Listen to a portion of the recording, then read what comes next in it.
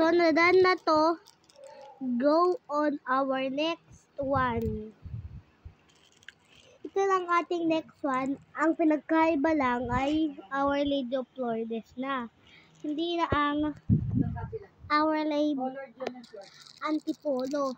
Our Lady of Good Peace and Good Voyage. Tapos po, may libre pa po siyang rosaryo.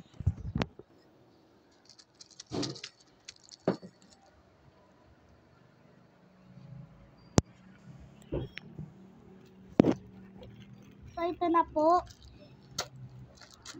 ang ating bubuksan ngayon.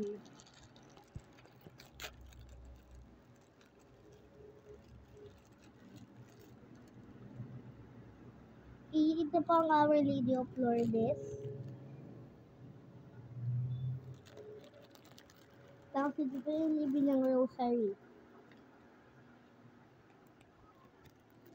Wala daw po itong snake sa taas. So, mini, ito po ay green. Wala po kasing snake.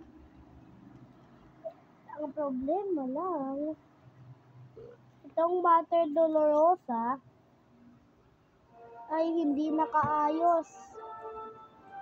But that's okay. Kita sa camera. That's okay. See you on the next one.